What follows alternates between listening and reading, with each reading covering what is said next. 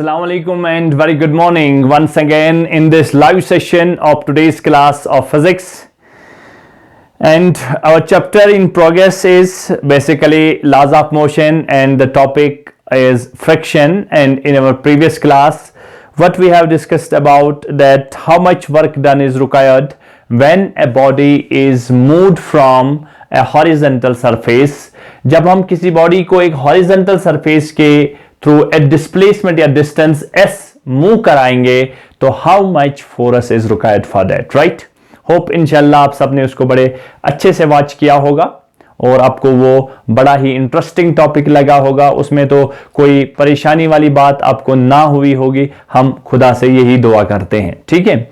चलिए आज और एक इंपॉर्टेंट टॉपिक है ऑन द सेम पैटर्न पर we are discussing one more topic that is basically on the same pattern that we have find out the work done, and in today's class we have to find out the work done in moving a body up a rough inclined plane। यानी जब हम inclined plane पर अब body को ऊपर ले जाएंगे, body up the inclined plane ऊपर ले जाएंगे, how much work done is required, right। तो नोट करिए work done in moving a body, work done in moving a body। चलिए मैं यहां पर लिखता हूं work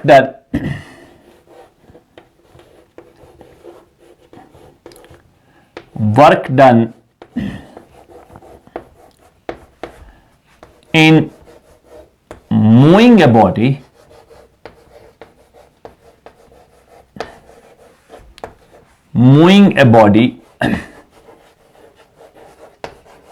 or moving a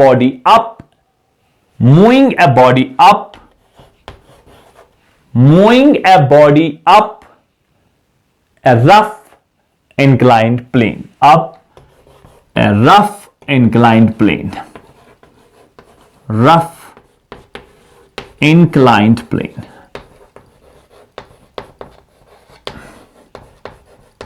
ये हमारे पास टॉपिक है और बहुत ही इंपॉर्टेंट टॉपिक है और एग्जामिनेशन पॉइंट ऑफ व्यू और अगर कॉम्पिटिटिव पॉइंट ऑफ व्यू से देखें तो my dear students it's very very very important topic and I will make you more interested in this topic, ठीक है।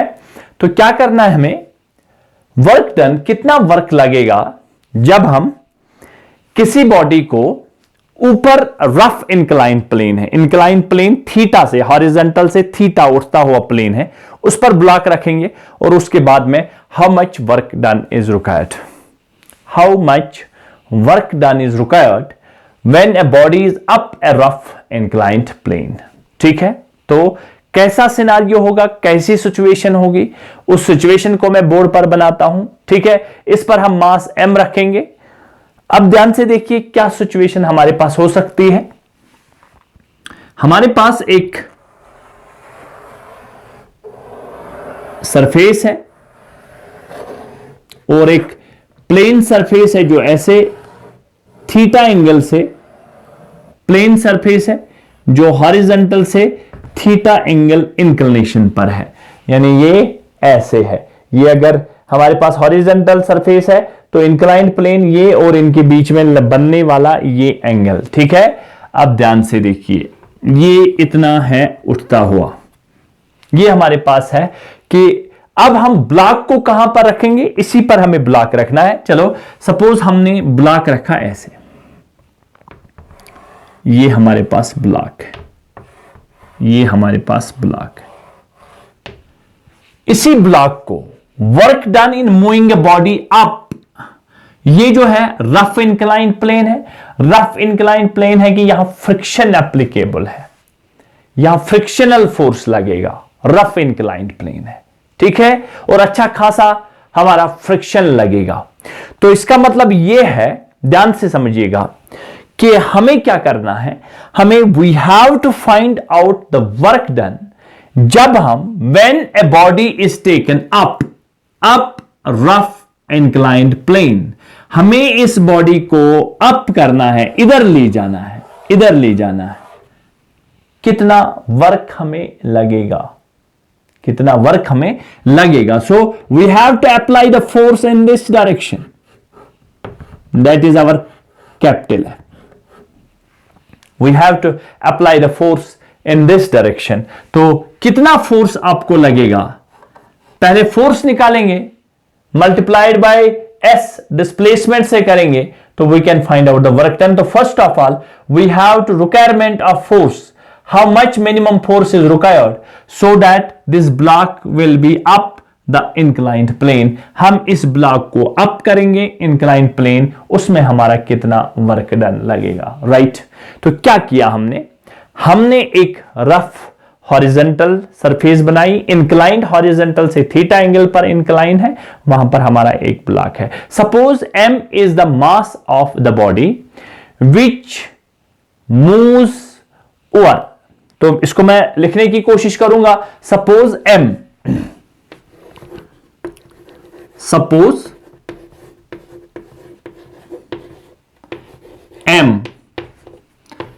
is the mass of the body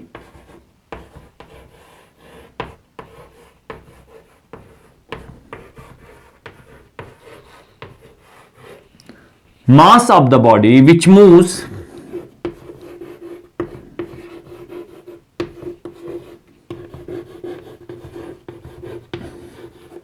suppose m is the mass of the body which moves plane upside, ऊपर की ओर, upside on upside या upward on a rough plane। अगर नाव ती दीवस rough plane AB, ये छ सोन A तो ये छ सोन B plane। on a rough plane AB inclined to the horizontal at an angle theta, inclined to the horizontal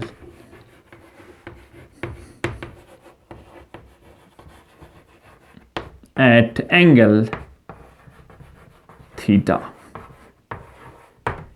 inclined to the horizontal at angle theta। ध्यान से देखिए, जो मैंने यहां पर बनाया उसी को मैंने लिखा। सपोज m, ये हमारे पास m मास है। Suppose m is the mass of the body, इस बॉडी का मास m है, विच moves upside on A rough incline, जो ऊपर की ओर जा रही है इस रफ इंक्लाइंड प्लेन AB पर। ये ब्लॉक जो है, ये जो प्लेन है, ये प्लेन थीटा एंगल के इंक्लाइन हॉरिजॉन्टल से थीटा एंगल पर है, ठीक है। अब बॉडी को हमें ऊपर ले जाना है, ऊपर की ओर हमें इस बॉडी को ले जाना है, तो हमें बताना है कितना वर्क हमें लगेगा, ठीक है। तो पहली बात हम पहले इस पर देखेंगे कि फोर्सेस कौन कौन से इस पर लग रहे हैं। तो अगर इसका मास m है, ध्यान से देखिए, अगर इसका मास क्या है, m है, तो पहला जो m लगेगा, जो वेट लगेगा mg, वो वेट बिल्कुल नीचे ऐसे, ये थीटा, तो ये mg लगा, बिल्कुल नीचे ऐसे mg लगेगा, ठीक है। अब देखिए, अगर यहां से अगर हम अप्लाइड फोर्स इधर लगा रहे हैं, तो अगर F ऐसे लगेगा, सेंटर से ऐसे लगेगा, तो इसका मतलब फ्रिक्शन किधर की ओर लगेगा, फ्रिक्शन लगेगा उसके अपोजिट में, ठीक है। अब ये mg ना तो हॉरिजॉन्टल पर है ना तो वर्टिकल पर है, तो इसके क्या करेंगे, दो कंपोनेंट करेंगे, एक परपेंडिकुलर एक पैरेलल। तो एक परपेंडिकुलर टू दिस, तो ये अगर ये थीटा है तो ये एक कंपोनेंट, ये एक्शन, ये नॉर्मल रिएक्शन, ये आर, ये हम करते आए हैं, इसमें कोई नई बात नहीं है, ये हम कर रहे हैं, पिछले कहीं लेक्चर से कर रहे हैं कि ये जो mg है, mg ये कितना होगा, थीटा, क्लियर, ये थीटा होगा, तो ये कंपोनेंट जो होगा ये होगा mg cos थीटा, जिसके साथ एंगल बनेगा, और जो पैरेलल रहेगा वो रहेगा mg sin थीटा। तो ये वाला कंपोनेंट जो है इधर की ओर mg sin थीटा, और ये वाला जो mg है, ये mg के दो कंपोनेंट mg cos थीटा और ये r इसका नॉर्मल रिएक्शन। ध्यान से देखना है, यहां पर एक इंपॉर्टेंट बात समझिए, ये mg का कंपोनेंट इसको इधर ला रहा है, कौन सा, mg sin थीटा। तो मेरे ख्याल से ये जो mg cos थीटा है उसके ऊपर में r लग रहा है, तो इसका मतलब है r mg cos थीटा को बैलेंस करेगा, r is equal to mg cos theta, तो इसका यहां कोई रोल है ही नहीं। लेकिन इस mg का एक कंपोनेंट जो प्लेन के पैरेलल कंपोनेंट है, जो ये जो कंपोनेंट है mg sin थीटा, ये इसको इस अप्लाइड फोर्स के अपोजिट में लगेगा। ठीक है, तो अगर ये ऊपर, तो पहले इसको mg sin थीटा को ओवरकम करना है, लेकिन क्या खाली इसको mg sin थीटा को ओवरकम करना है? अगर आप इसको ब्लॉक को ऊपर ले जा रहे हो तो फ्रिक्शन तो अपोजिट में लगेगा, तो यहां पर और एक फोर्स लगेगा, कौन सा, यहां पर और एक फोर्स लगेगा, फ्रिक्शनल फोर्स स्मॉल है।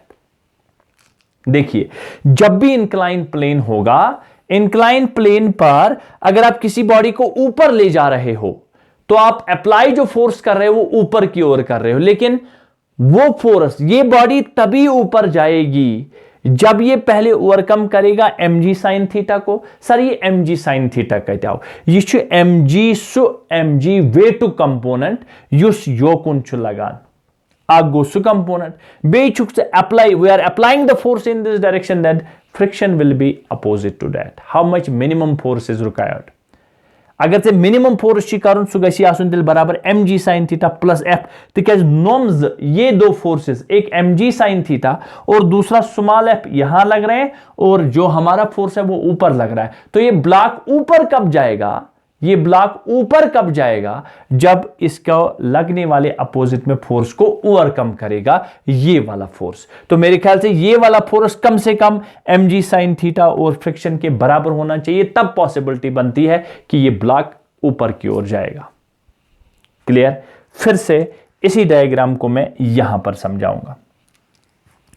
ये जो है, ये डायग्राम ध्यान से देखिए, ये थीटा एंगल है, यहां पर एक ब्लॉक है, इस ब्लॉक का मास है m। तो ध्यान से देखिए, इस ब्लॉक पर पहले जो कंपोनेंट वो mg, वो वेट का नीचे लगेगा mg। अब ये देखिए, ये mg है, लेकिन इस mg के दो कंपोनेंट, क्योंकि ना तो ये, अगर ये वर्टिकल में होता तो ऐसा होना चाहिए, हॉरिजॉन्टल में होता तो ऐसा होना चाहिए, ना तो ये वर्टिकल है ना तो ये हॉरिजॉन्टल है, तो हम इसके क्या निकालते थे, दो कंपोनेंट निकाल देंगे। अगर ये एंगल थीटा है तो ये एंगल भी थीटा है, तो ये परपेंडिकुलर, तो ये बनेगा mg cos थीटा और ये यहां mg sin थीटा। ध्यान से देखना है, ये इससे पहले भी किया है, नीचे लगने वाला फोर्स mg sin थीटा है। अगर आप यहां इसको ऊपर ले जाना चाहते हैं तो आप फोर्स इधर की ओर लगाएंगे ना, तो जब आप फोर्स इधर की ओर लगाएंगे, इसका इंटेंशन ऑफ मोशन इधर होगा, तो फ्रिक्शन इसके अपोजिट में होगा। ठीक है, तो अगर आप इस ब्लॉक को ऊपर ले जाना चाहते हैं तो पहले आपको mg sin थीटा और F, इन दोनों फोर्सेस के दरमियान जो अपोजिट में लग रहे हैं, इन दो फोर्सेस के बराबर ये फोर्स होना चाहिए। उसके बाद में या तब पॉसिबिलिटी बनेगी कि ये ब्लॉक ऊपर जाएगा। ठीक है, तो याद रखिए, जब इंक्लाइन प्लेन होगा तो नीचे की ओर mg sin थीटा होता है। अगर ब्लॉक को ऊपर ले जाना चाहते हो तो फोर्स ऑफ फ्रिक्शन भी नीचे होगा, तो mg sin theta plus force of friction, ये दोनों मिला के यहां की ओर है, ये दोनों यहां की ओर है। तो अगर आपको इस ब्लॉक को ऊपर ले जाना है तो कम से कम इन दोनों के बराबर वाला फोर्स तो ऊपर की ओर लगेगा, तभी तो ये ब्लॉक ऊपर जाना चाहेगा, अदरवाइज ये ब्लॉक ऊपर जाना नहीं चाहेगा। तो दो फोर्सेस को आपको ओवरकम करना पड़ेगा। ठीक है, तो इसी चीज को मैं आप लिखने की कोशिश करता हूं, यहां पर कौन कौन से फोर्सेस लग रहे हैं उनको मैं यहां पर लिखने की कोशिश करूंगा। तो मैं क्या लिखूंगा, the various forces acting are as follows. The various forces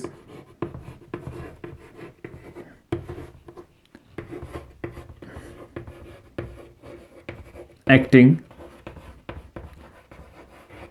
are as follows.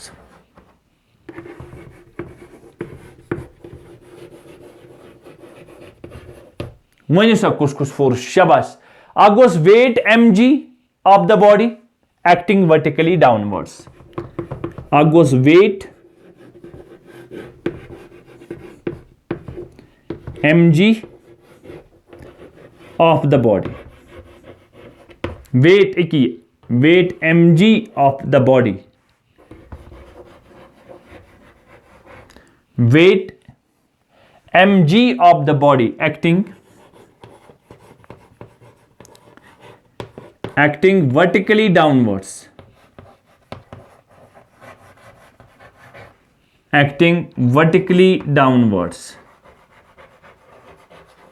Issue vertically downwards आसान, बिल्कुल नीचे, ठीक है, वर्टिकली डाउनवर्ड्स यह गो अथ वर्टिकली एम जी बेचुस कुछ लगान योड़ एम जी कॉस थीटा योड़ कुछ लगान normal reaction are acting perpendicular to the plane, normal दो force, normal reaction are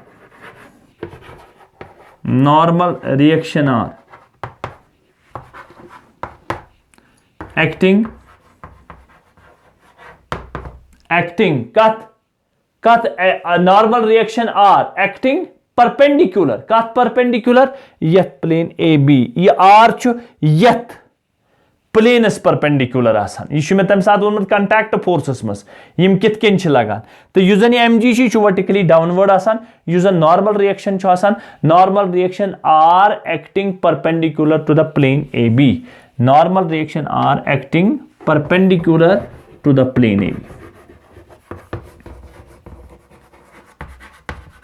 Akau R normal reaction issue perpendicular आसान to the plane AB, यथ AB is perpendicular, weight आसान vertically downwards. ठीक है, note करना चाहेंगे तो आप नोट कर सकते हैं, फिर हम आगे चलेंगे।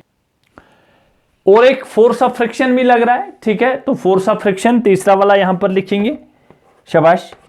फोर्स ऑफ फ्रिक्शन कहां की ओर लग रहा है, शाबाश। Force of friction small f acting down the plane A B, force of friction small f acting downward to the plane A B, downward to the plane AB, downward to the plane AB as the body moves up the plane, as the body moves up the plane, as the body moves up the plane, as the body moves up the plane, ठीक है। तो यहां पर various forces कौन कौन से हैं याद रखिए, एक ही बार में इनको दिमाग में सेट करके रखिए, बार बार इसको बनाने की जरूरत नहीं है, ठीक है। ये हमेशा मैंने बोला है down the incline plane M G sine theta लगता है, तो ये एम जी वर्टिकली डाउनवर्ड आर लगता है प्लेन के परपेंडिकुलर, और यहां पर जो फ्रिक्शन है वो फ्रिक्शन लगता है डाउन, ये जो स्मॉल एफ है ये down the plane A B लगता है, ठीक है। अब उसके बाद में हमने क्या किया, उसके बाद में हमने वेट को रिजॉल्व किया, the weight M G can be resolved into two rectangular components. उसके बाद में हमने क्या दिया, ये जो वेट एम जी है, इस वेट एम जी को हमने दो कंपोनेंट्स में रिजॉल्व किया, the weight mg resolved into two rectangular components,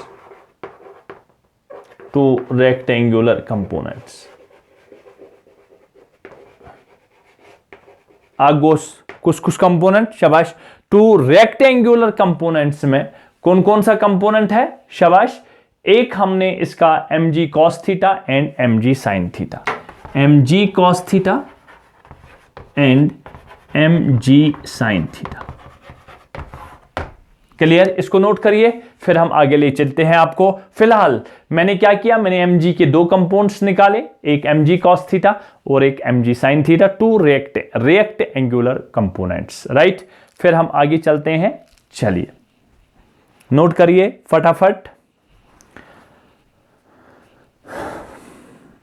फटाफट नोट करिए,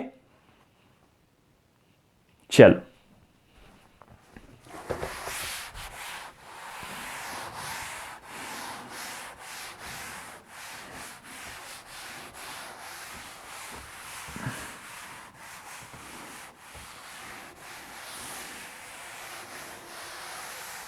चलिए, अब रेक्टेंगुलर कंपोनेंट्स के बाद अगर इक्विलिब्रियम की कंडीशन की जाए, इक्विलिब्रियम ये कोई स्लाइड व्लाइड नहीं हो रहा है, रुका हुआ है ये ब्लॉक, उसको बोलेंगे इक्विलिब्रियम। ठीक है, तो इन इक्विलिब्रियम में क्या होगा? इन इक्विलिब्रियम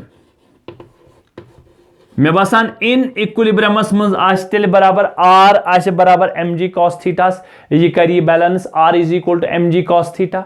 ठीक है, क्लियर?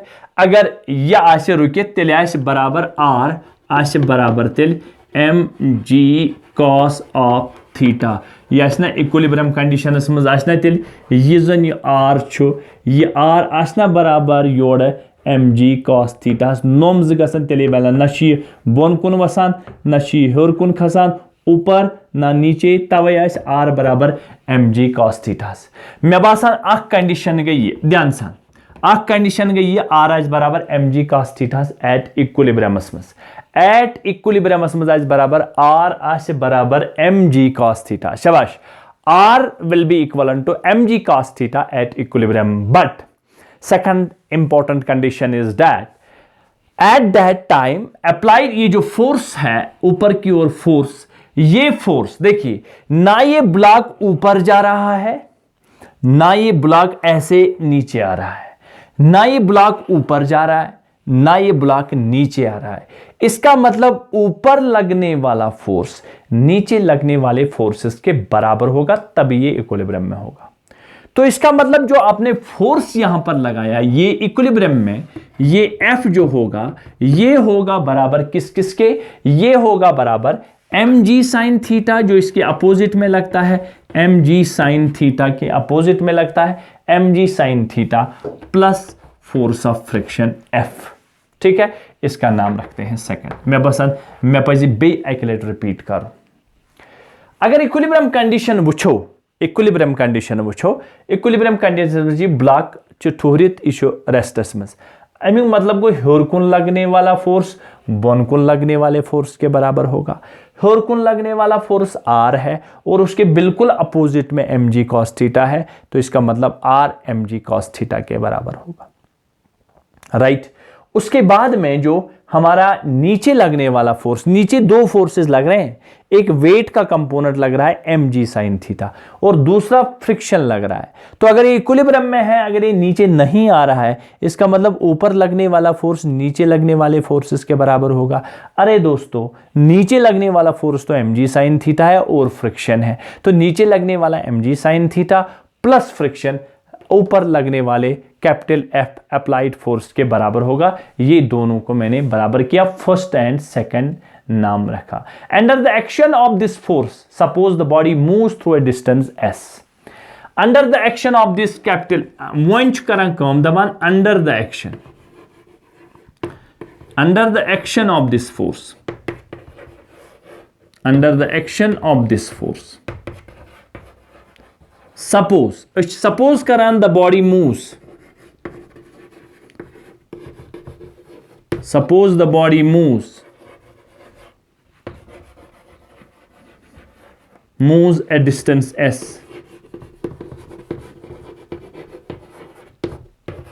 ये देखिए अब यहां से यहां जाएगा तो इधर लेके आएंगे तो ये डिस्टेंस s निकालेगा, ऐसे करके डिस्टेंस s निकालेगा।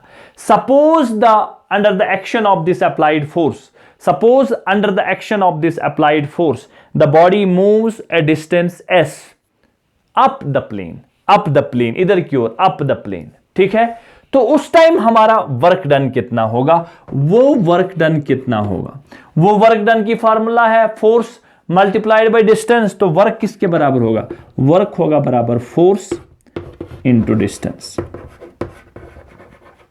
ठीक है, फोर्स वर्क किसके बराबर है, वर्क आ जाएगा हमारा बराबर फोर्स इंटू डिस्टेंस। ठीक है, अब ध्यान से देखिए, अब ध्यान से देखिए, यहां से आपको ध्यान में रखना है क्या करना है। जो हमारा वर्क है वो वर्क बराबर है फोर्स इंटू डिस्प्लेसमेंट, और हमारा फोर्स कितना है, ये जो आपने फोर्स लगाया ये F किसके बराबर है, देखिए ये F किसके बराबर है, ये F है बराबर mg sin theta plus F। तो इस फोर्स को मैं, ये जो फोर्स है, ये जो ऊपर लगने वाला फोर्स है वो फोर्स को लिखूंगा mg sine theta plus F. तो W निकलेगा mg sine theta plus F into distance. Force के बदले mg sine theta plus F और यहां इंटू डिस्टेंस। ठीक है, क्लियर है? क्यों? क्योंकि इक्विलिब्रियम में mg sine theta plus small F तो कैपिटल एफ के बराबर है। ठीक है, ये तो हम लिख सकते हैं, राइट। तो यहां पर क्या लिख सकता हूं? W is equal to mg sine theta. क्या मैं इस एफ को म्यू आर लिख सकता हूं इंटू डिस्टेंस s? सर ये एफ म्यू आर कहां से आ गया? Hi hi hi hi, F is directly proportional to force of normal reaction, F is equal to mu R. ये अभी भी मैंने लास्ट टाइम भी बोला था पिछले वाले लेक्चर में, F is equal to mu R. तो यहां मैंने एफ को क्या लिखा? एफ को मैंने लिखा म्यू आर। क्लियर है? एफ को क्या लिखा मैंने? Mu R. ठीक, चलिए, तो इसको क्या लिख सकता हूं मैं? W is equal to mg sine theta plus mu. R को क्या लिख सकता हूं? आर को लिख सकता हूं mg cos theta, mg cos theta into S. कुछ नहीं किया, एफ को लिखा म्यू आर, एफ को लिखा म्यू आर और आर को लिखा mg कॉस थीटा। एफ को लिखा म्यू आर एंड आर को लिखा mg कॉस थीटा। अब देखिए, एफ को लिखा म्यू आर एंड आर को लिखा mg कॉस थीटा। तो हमारे पास इक्वेशन क्या बनी लास्ट में? हमारा W जो है वो है बराबर mg sine theta, mg sine theta plus mu mg cos theta plus mu mg cos theta और साथ में मल्टीप्लाइड बाय एस। ये फार्मूला मैंने यहां पर लिखी। ठीक है, चलिए, ये देखिए यहां पर mg है, यहां पर भी mg है, इसको हम कॉमन निकालेंगे तो W is equal to mg बाहर, अंदर क्या बचा? Sine theta. ठीक है, sine theta plus mu cos theta. Sine theta, mg बाहर निकाला, ये mg बाहर निकाला, अंदर बचा sine theta plus mu cos theta into S. ठीक है, म्यू इंटू एस। तो W is equal to mg sine theta plus mu cos theta into S. ये हमारे पास वर्क डन की फार्मूला हमें मिली। और सिंपली अगर वर्क नहीं होता, यहां खाली अगर फोर्स होता, तो फोर्स ये S नहीं रहेगा इधर, क्योंकि फोर्स किसके बराबर रहेगा? फोर्स रहेगा बराबर F is equal to mg sine theta plus mu cos theta. ये हमारे पास क्लियर। क्या किया मैंने? अगर वर्क डन निकालना होगा तो वर्क डन साथ साथ में फोर्स, फोर्स तो ये है ना, मल्टीप्लाइड बाय S हो जाएगा डिस्प्लेसमेंट। ठीक है, तो अगर फोर्स निकालना होगा, कितना फोर्स लगेगा, मिनिमम फोर्स रिक्वायर्ड, वो minimum force mg sine theta plus mu cos theta के बराबर होगा।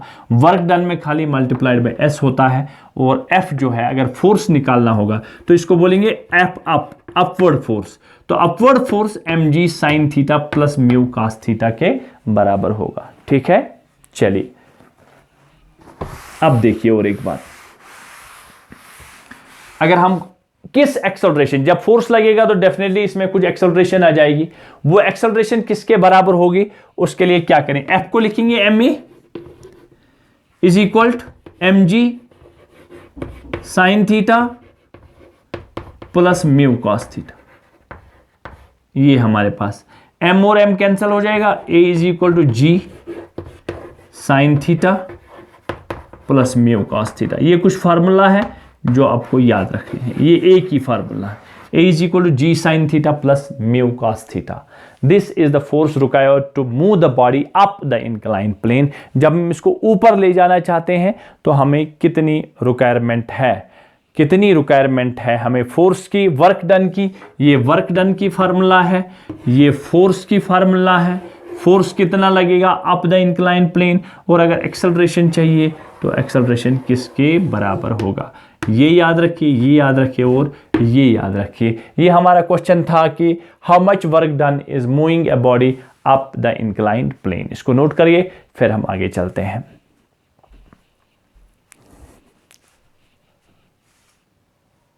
ठीक है, इसको ध्यान से देखिए, ध्यान से पढ़िए, एक दो बार इसको रिपीट करिए, ये बहुत इंपॉर्टेंट है। कॉम्पिटिटिव लेवल में ये चीजें आपको मिलेंगी, वहां से आपको फाइंड आउट करना है फोर्स कितना लगेगा, how much force is required, minimum force required to move the body up the inclined plane, how much work done is required to move the body up the inclined plane, how much acceleration will be produced when the body is moved up the inclined plane. ये तीनों चीजें आपको याद होनी चाहिए। ठीक है, अच्छे से देखिए, ध्यान से देखिए, बार बार रिपीट करिए इसको। कोई भी प्रॉब्लम हो, मैं बार बार बोल रहा हूं, आप मुझे व्हाट्सअप करिए, आप मुझे मैसेज करिए, और be prepare for your examinations.